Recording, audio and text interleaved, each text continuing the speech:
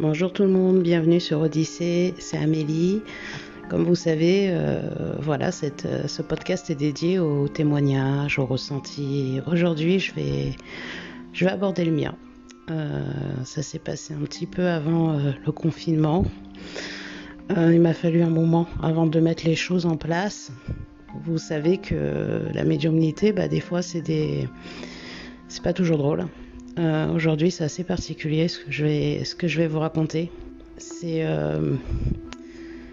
typique de ce qu'il ne faut pas faire. Moi, je pratique la médiumnité depuis un bon moment maintenant et je sais où il faut aller, je sais où il ne faut pas aller, je sais jusqu'où je peux aller et j'ai franchi les limites. Évidemment, ça m'est revenu en boomerang. Donc ce podcast aujourd'hui, il va vous raconter ça. Il va vous raconter tout ce qu'il ne faut pas faire. Voilà. Donc tout ce qu'il ne faut pas faire, on a beau vous le dire via les chaînes, il y a beaucoup de médiums qui vous disent faut pas faire ça, faut pas faire ça, faut pas faire ça. Moi qui me pensais être expérimentée et avoir déjà expérimenté beaucoup de choses, j'ai fait quelque chose qu'il fallait pas faire. Donc pour ça, je vais remettre tout dans son contexte. Voilà, donc on est à peu près 3 semaines avant le confinement. Je vais me coucher comme à mon habitude, comme tout le monde, il est tard le soir, je vais me coucher auprès de mon mari. Je me sens pas trop mal, tout va bien, je me mets les boules qui est et j'arrive pas à dormir. J'arrive pas à m'endormir, mais je suis bien, je suis pas angoissée, tout va bien, j'ai passé une journée tout à fait normale, mais bon, j'arrive pas à dormir, je me dis allez, petite méditation et on va essayer d'entrer en connexion. Et j'étais un peu curieuse de me dire j'avais fait un contact défunt c'était un peu compliqué quelques jours avant avec un défunt un petit peu compliqué et j'étais pas allée au bout par crainte, par méfiance et j'avais pas ce jour-là je le sentais pas, donc j'y suis pas allée. Je me suis dit allez, j'y vais. Donc j'attaque ma forme de transe, de méditation et j'essaie d'aller devant ce portail qui m'avait fait peur et que j'avais pas osé franchir. Et donc j'arrive très très vite, très bizarrement ça va très vite, je me retrouve et je sens bien qu'il faut pas que je franchisse ce portail, fait la même sensation que lors du contact défunt et je me dis non, allez, j'y vais, de toute façon, au pire des cas, j'ai mon mari à côté de moi, si jamais ça se passe mal, il a l'habitude, il saura me ramener. Parce que c'est déjà arrivé, je ferai d'autres podcasts concernant ces trans nocturnes, on va dire ça comme ça. Bref, donc j'y vais. Je franchis ce portail, je suis accompagnée, je sens bien que je suis jamais seule quand je contacte, mais je sens qu'il y a une réticence. On me dit... t'y vas, mais c'est pas cool quoi. N'y va pas, mais bon, allez, on t'accompagne. Parce qu'il faut savoir qu'on nous juge pas, on nous laisse faire nos bêtises, mais bon, je me dis, je suis expérimentée, je risque pas grand chose, je suis déjà revenue, y a pas de souci. Et donc je rentre. Et là, ça m'a pris 2 secondes à pas me sentir bien du tout, la tête qui tourne, les oreilles qui bourdonnent. J'ai jamais connu ce sentiment-là.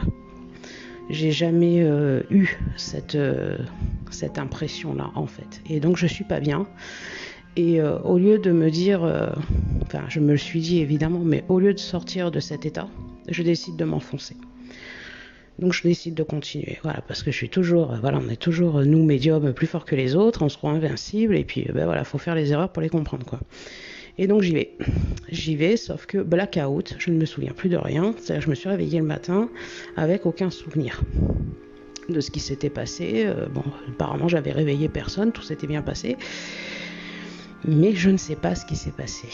Et j'ai pris conscience quelques jours plus tard que j'avais ouvert une porte que j'avais pas refermée. En fait, je pense clairement que je me suis endormie. Et c'est là la bêtise, c'est que je suis rentrée.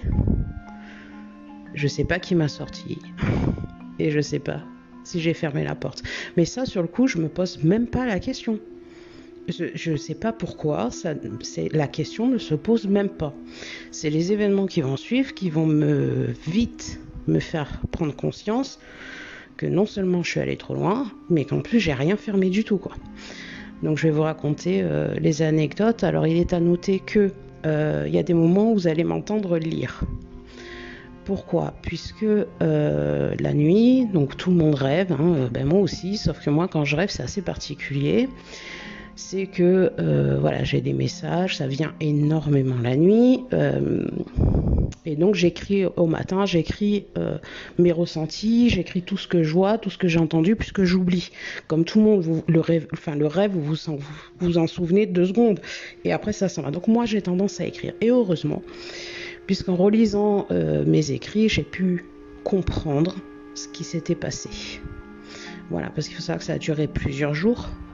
J'ai dû stopper, pour ceux qui me demandaient des consultations, stopper complètement mes consultations puisque ça devenait infernal, c'était pas possible et contacter un défunt n'était plus possible. Donc il a fallu 2 mois avant que je comprenne réellement ce qui s'était passé et surtout prendre conscience de ce que j'avais vu, de ce qui s'était tramé durant cette nuit-là. Et donc je vais vous la raconter. Je vais vous la raconter par les écrits que j'ai laissés en me réveillant le matin. Puisque je répète encore une fois, je n'étais absolument pas consciente de ce que j'avais fait durant cette nuit-là. Je savais où j'étais allée, ça y a pas de problème. Je savais que j'avais franchi la porte, je savais que je m'étais enfoncée, mais je me suis endormie. Et donc j'ai rien fermé, j'ai rien maîtrisé, j'ai tout laissé arriver. Et ces écrits m'ont permis de retracer et de comprendre ce qui était en train de se passer. Alors il faut savoir que ça arrive à beaucoup de médiums. On joue pas avec ça. Moi j'ai joué, voilà, je me suis cassé les dents. Et il m'a fallu à peu près bien 3 mois pour arriver enfin à comprendre, à mettre les choses et à régler le problème surtout.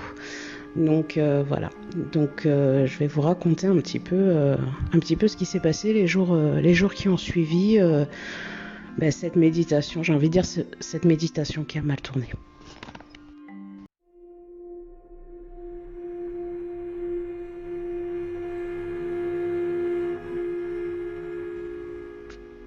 Donc je vais attaquer par le J1, hein. Donc j'ai pas noté les dates exactes, mais il semblerait que ce soit 2-3 jours après que j'ai eu les premiers gros ressentis et donc il a fallu que je fouille, que je retrouve mes écrits pour arriver à vous témoigner de tout ça, donc ça va être un petit peu long.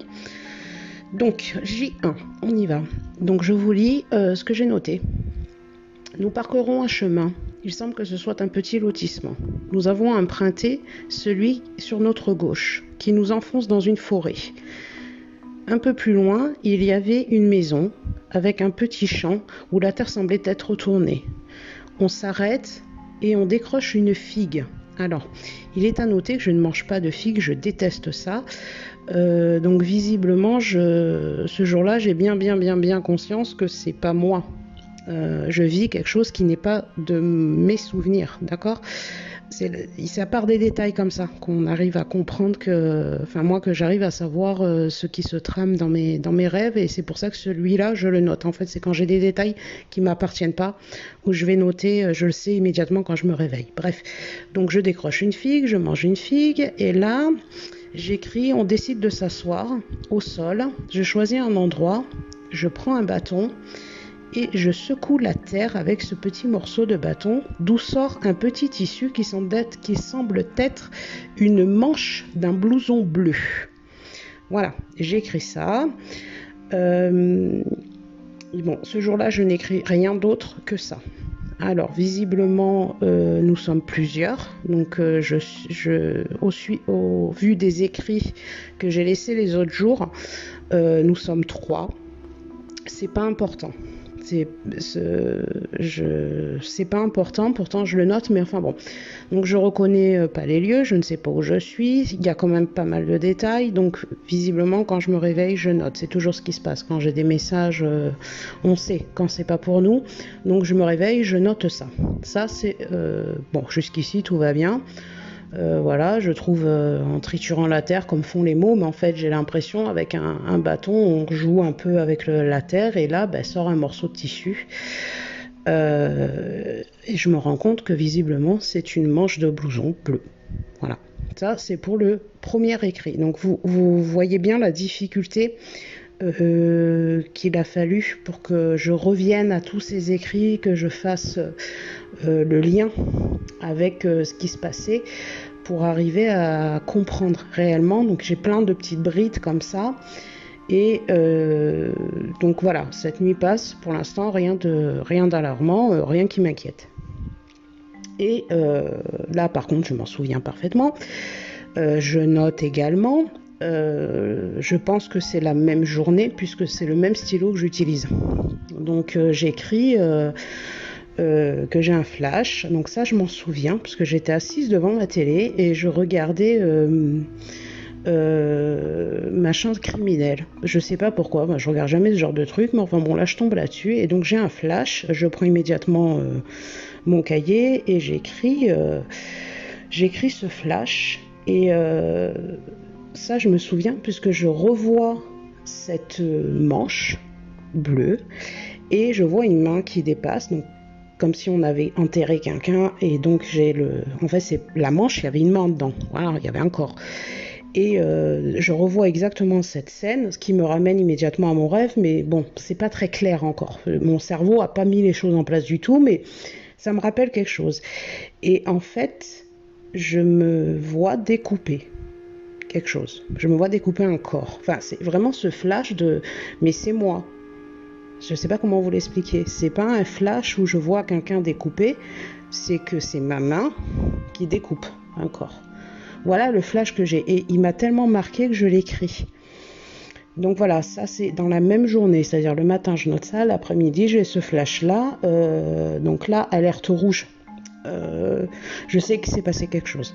Voilà, je commence à prendre conscience que on n'a pas ces flashs-là, enfin j'ai des flashs, ça m'arrive, mais là c'est très particulier, ça me met très mal à l'aise, mais je percute pas encore puisque je suis en train de regarder un truc genre affaire criminelle, vous voyez un peu l'idée, et je me dis c'est peut-être une vibration que je viens de choper, mais bon, je me pose la question avec le rêve que j'ai noté le matin.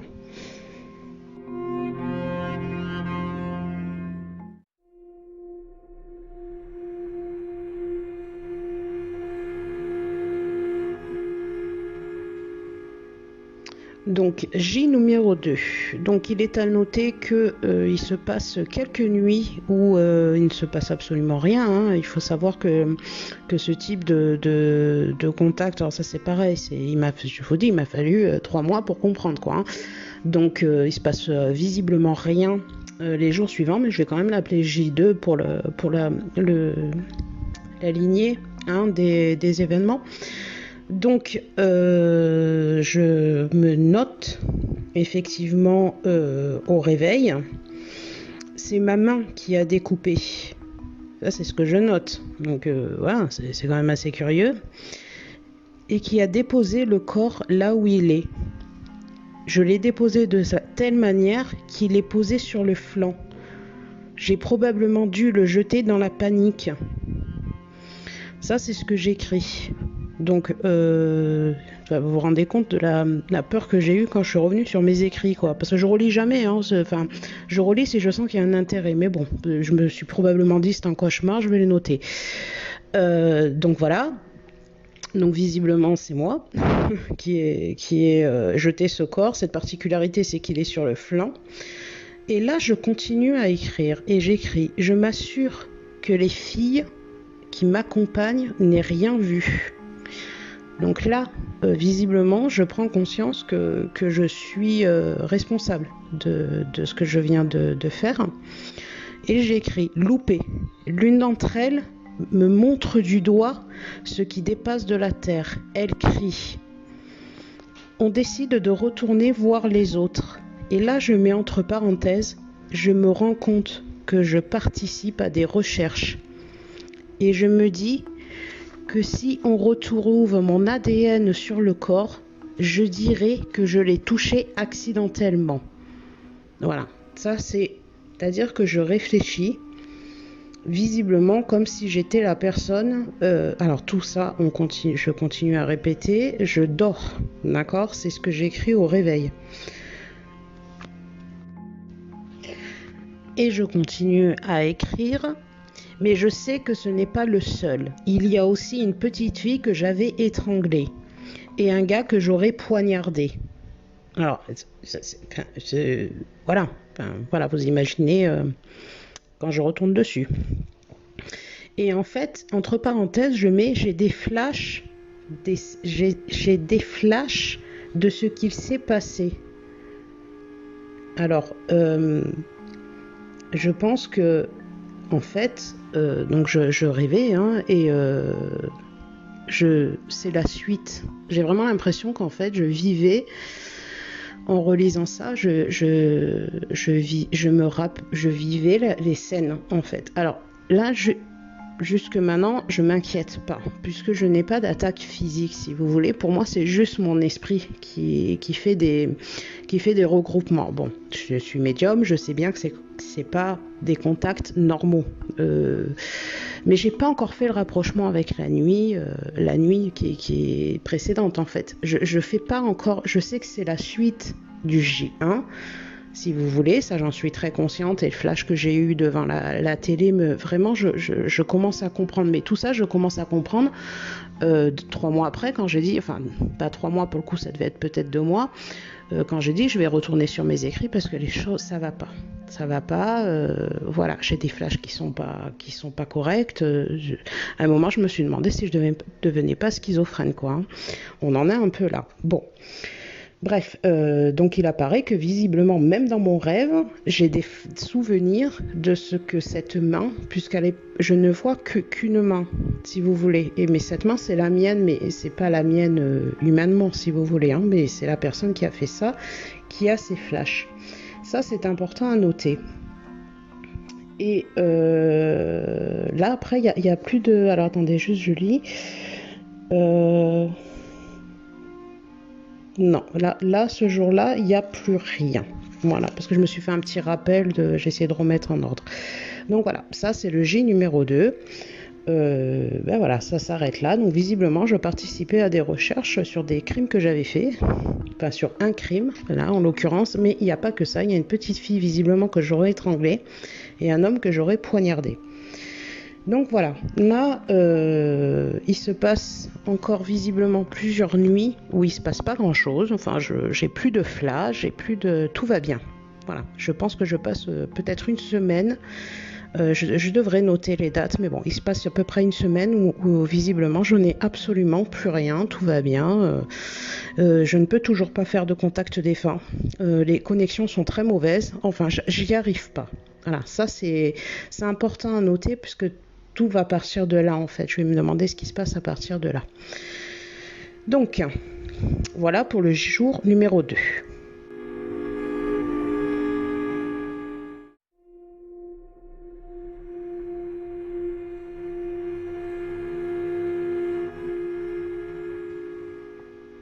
Donc voilà, comme je vous dis, tout va bien, il se passe pas grand chose. J'ai plus de flash, j'ai plus rien, sauf que je me sens une envie irrépressible, c'est-à-dire de regarder affaires criminelles. Enfin, je vais pas dire que je me passionne, c'est faux, mais j'ai un comportement, comment dire, c'est des choses qui à la base ne m'intéressaient pas. Et je me mets à regarder ce type d'émission. Et alors, attention, c'est pas comme si je fantasmais. Je suis pas dans j'ai pas l'impression que j'étais dans un fantasme criminel, pas du tout. Je sais pas, j'avais besoin d'essayer de comprendre, je sais pas. Enfin, c'est comme les gens qui sont à fond sur Rambo. Ben moi, je regardais enquête criminelle. Machin non élucidé, enfin bon voilà, donc ça j'ai eu cette période, hein, ça a duré quelques jours, hein, ça n'a pas duré des mois, mais bon voilà, j'avais besoin de comprendre. À cette période-là, je commence à me demander ce qui se passe. Je commence vraiment à me demander pourquoi c'est pas un comportement que j'ai d'habitude. Je reste moi, tout à fait moi. J'ai plus du tout de flash, j'ai plus de contact défunt, j'ai plus de ressenti, mais j'ai cette espèce de besoin irrépressible de regarder les affaires criminelles. Bon. Et puis, donc passe plusieurs jours et on arrive au J numéro 3. Alors, le J numéro 3, alors là, par contre, j'ai encore des souvenirs. C'est ça qui est marrant. Puisque je les ai notés, mais quand j'ai lu mes écrits, j'avais des souvenirs. C'est comme si j'avais encore des flashs qui me revenaient. Donc, j'écris, je me retrouve dans un véhicule avec un bébé à bord posé dans un landau à l'arrière de la voiture. Là, je suis moi. Donc je prends conscience que celle qui conduit la voiture, c'est Amélie, c'est bien moi. D'accord? Donc j'ai un bébé visiblement qui est dans un landau. Alors là, j'ai souvenir que dans ce rêve, c'est pas un cosy. Vous voyez le truc qu'on attache. C'est un landau. J'ai l'impression qu'on n'est pas dans les bonnes années, quoi. Je dirais qu'on est dans les années 80. Vous savez, avant, on avait je sais pas, c'était pas un landau de maintenant, quoi. C'est vraiment... alors, j'ai pas fait de recherche pour savoir comment on attachait les mômes dans les années 80. Voilà, faudrait que je le fasse. J'ai fait d'autres recherches après, mais ça, je vous en parlerai après. Donc, bref, cet enfant est posé dans un landau. Donc là, je suis moi. Je viens d'avoir un petit accrochage avec un homme qui sort de la voiture, ouvre ma portière arrière et attrape le bébé. Donc ça, c'est ce que j'écris. Je lui dis qu'il doit laisser le bébé, que j'ai appelé les flics. Donc visiblement, j'aurais téléphoné à la police. Alors comment? Je ne l'ai pas noté. C'est après, moi, quand je fais le regroupement, je me dis, il n'y a pas de portable. Si c'est dans les années 80, il n'y a pas de portable, quoi. Bref, un petit garçon s'assoit sur le siège arrière de ma voiture à la place du bébé. Là, une jeune femme d'allure négligée s'approche de moi et me dit que je dois dire que le petit garçon, est le mien. Sinon, je ne reverrai plus mon bébé. Bon, moi c'est ce que j'écris. Elle me dit que le petit garçon n'a pas d'identité, car elle n'a pas déclaré sa grossesse, donc il n'existe pas. Je lui réponds de me rendre ma fille, donc visiblement le bébé est une petite fille, que je ferai ce qu'ils veulent. La jeune femme réinstalle alors le bébé et fait passer l'enfant à côté de moi. Donc visiblement je suis seule dans la voiture, donc l'enfant de l'arrière passe à l'avant. Les flics arrivent et me demandent de sortir de la voiture et de leur raconter l'accrochage. Donc je pense que visiblement, étant donné mon allure et l'allure des personnes avec qui je viens voir l'accrochage, les flics viennent directement vers moi. Enfin, je pense que j'ai une écoute visiblement dans mon rêve voilà, les flics sont plus à l'écoute de ce que moi je vais dire. À un moment, je me retourne de nouveau dans la voiture, je regarde le petit garçon, j'essaie de savoir comment il s'appelle. Il ne me répond pas. Il a des bleus partout. Je lui demande alors si ses parents le frappent. Aucune réponse. Alors, j'ai pas de flash de ce petit garçon. J'en ai pas eu. Je lui demande donc si ses parents le frappent. Aucune réponse. Le père, voyant que je parle à ce petit garçon, vient s'accouder à ma voiture. Alors, j'écris ça. Là, je fais des suppositions puisque j'écris tellement vite les souvenirs que j'ai qu'en retraçant, je suppose que les flics après sont allés interroger la mère et donc ont éloigné et le père, voyant que je parle au petit garçon, s'approche de moi. Je regarde les flics dans le rétro, donc c'est bien, ils ont dû s'éloigner, qui parlent à la femme. Je fais des gros yeux afin que le flic comprenne que quelque chose ne va pas. Un des flics demande au bonhomme de s'écarter de mon véhicule. Le flic s'approche de moi et me demande si tout va bien. J'explique alors toute l'histoire. Alors, là, à partir de là, ça s'arrête. C'est-à-dire que je n'ai plus rien eu. Voilà, le J3 s'arrête comme ça, visiblement, je me réveille. Moi, je suppose que ce petit garçon avait un lien avec les flashs que j'avais. Voilà, je pense que le petit garçon est en fait le monsieur mais qui a enterré le pauvre bonhomme, quoi. Et je suppose, encore une fois, que peut-être j'ai eu la vie de cet individu qui a défilé, enfin des tronçons de vie de cet individu qui a défilé dans mes rêves. Donc là, je vais clôturer. Donc ça, c'est uniquement les flashs que j'ai eus. Donc ça a duré sur plusieurs jours. J'ai envoyé, voyant que ça allait pas, en fait, j'ai raconté à ma sœur et on a fait des recherches, on a essayé de comprendre si effectivement il y avait eu vous savez un peu comment on fait, hein, des affaires non élucidées, donc évidemment on n'a absolument rien retrouvé. Je ne sais même pas si ces phénomènes ont existé, c'est-à-dire que si vraiment il y a eu un monsieur qui a été enterré avec un blouson, je ne sais pas. Ce que je sais en revanche, c'est que en remontant, donc j'ai pas été bien pendant plusieurs jours, c'est qu'en fait quand je me suis endormie, ça c'est l'analyse que j'en ai eu, hein.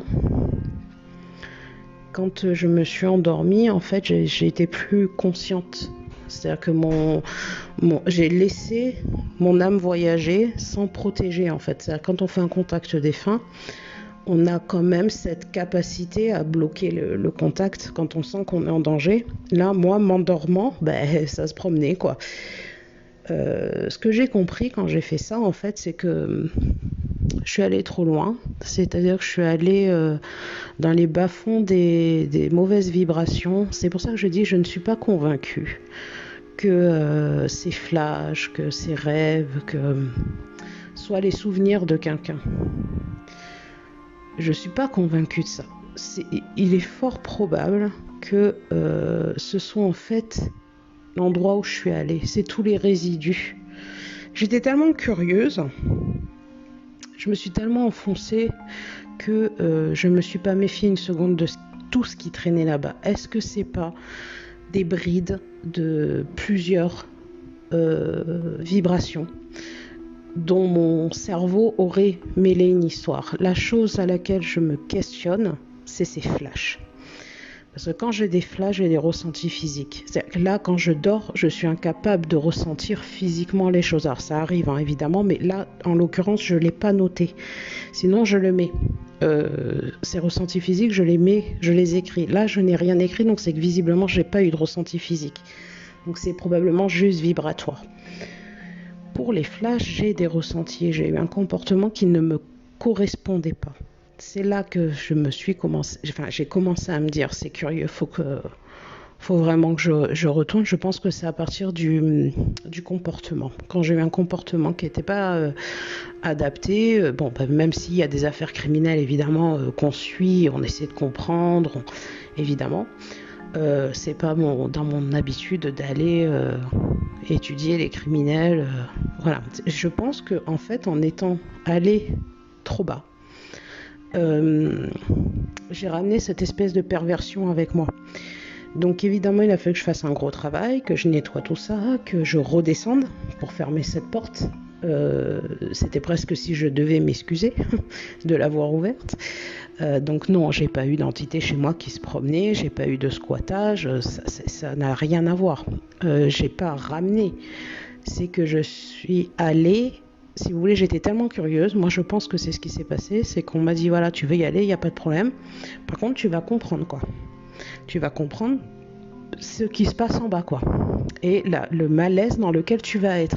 Et bingo, donc ça a duré plusieurs mois et ça a été très compliqué à prendre conscience de ça. Donc en fait, ce podcast, il est surtout pour vous dire que voilà, même nous qui maîtrisons, des fois ça part mal.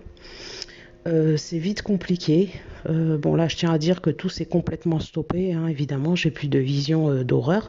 Je ne sais pas si ce que j'ai vu est encore une fois le souvenir de faits réels. Je ne sais pas si c'est un fantasme que j'ai ramené en descendant. Est-ce que j'ai pas ramené ces espèces d'égrégores comme ça de fantasmes, de meurtres, Ça me paraissait très précis, donc évidemment j'en ai parlé à ma confidente qui est autre que ma sœur qui a fait des recherches et qui n'a rien trouvé. On a cherché sur la France, après j'avais pas l'impression que ce soit à l'étranger, mais je sais pas. Moi, mon cerveau a probablement traduit par rêve. Donc je sais pas. Voilà, si jamais ça vous parle, peut-être que voilà. Effectivement, en tout cas, si c'est quelqu'un qui a tué, il est mort. Hein. Voilà. Là où je suis allée, il n'y a pas de vivant. Hein. Donc voilà, mais voilà, c'est très particulier. Je voulais vous le raconter parce que voilà ce qui se passe quand on va trop loin. Quand on n'est pas... je vous laisse imaginer si vous n'êtes pas expérimenté et que vous allez là-bas, ce que vous pouvez ramener si vous ne maîtrisez pas ce qui peut éventuellement rester, notamment au niveau de votre comportement, quoi. J'ai été alertée parce qu'évidemment j'ai l'habitude. Voilà, je sais, je me connais bien, je sais quand c'est à moi, je sais quand ça n'est pas à moi. Il est à noter qu'à aucun moment, c'est ça qui est dangereux, c'est qu'à aucun moment je n'ai fait le rapprochement avec cette méditation qui a mal tourné. Donc vous vous rendez compte du danger. C'est-à-dire qu'il a fallu que je fasse appel à mon expérience pour me rendre compte que ça venait de là. Donc si vous n'êtes pas expérimenté et que vous décidez de pratiquer comme ça, ben voilà où vous allez, quoi. Vous allez là et vous vous en rendez même pas compte. Et donc après, ben voilà, c'est un gros travail d'ancrage, de nettoyage, et surtout c'est des leçons, tout ça. Même si je suis accompagnée, je sais très bien, ils m'ont laissé prendre la leçon, quoi. Les guides. Ils m'ont dit, tu veux y aller, tu y vas, il n'y a pas de problème. Alors tu viendras pas pleurnicher, donc c'est un peu l'idée. Et ça a duré 3 mois. Hein. Ça n'a pas duré un petit squattage énergétique, on enlève, c'est fini. Absolument pas. Ça a duré plusieurs mois. Voilà, donc ça c'était un petit témoignage qui m'est survenu donc pendant le confinement. Heureusement que c'était pendant le confinement, j'ai envie de vous dire. Sinon ça aurait été très compliqué à gérer au quotidien avec les vibrations des personnes, Là, on était enfermés à la maison, donc si vous voulez, je croisais personne et donc j'étais plutôt sécure, quoi, j'ai envie de dire. Hein. Ça m'a permis vraiment d'aller en me disant, bon, de toute façon, j'ai croisé personne, il peut rien se passer, j'étais à la maison, donc évidemment, j'ai pris le temps, j'ai regardé, j'ai pu remonter le fil. Hein. Donc heureusement que ça s'est passé pendant le confinement. Et voilà, ça c'est la leçon que j'en ai tirée, c'est que faut pas aller quand on s'y sent pas, quoi. Moi je me sentais y aller, on m'a ouvert la porte et pourtant je savais qu'il fallait pas que j'y aille et le truc c'est que mon cerveau il a déconnecté, il s'est endormi donc il gérait plus rien, quoi. Même si les contacts, le cerveau, la conscience, pardon, n'intervient pas, on est quand même dans un ancrage quand on fait un contact défunt, on est quand même bien sur Terre et on est quand même capable, quand on sent que ça va pas, de sortir de l'état de transe. Moi, le problème, c'est que je me suis endormie. Donc, j'ai pas pu sortir de cet état de transe, de manière volontaire. Donc là, c'est dangereux, quoi. Voilà, donc ne le faites pas. Moi, c'est un conseil que je vous donne, ou alors soyez expérimentés si vous le faites, et croyez-moi, une fois que vous l'avez fait, vous le ferez plus.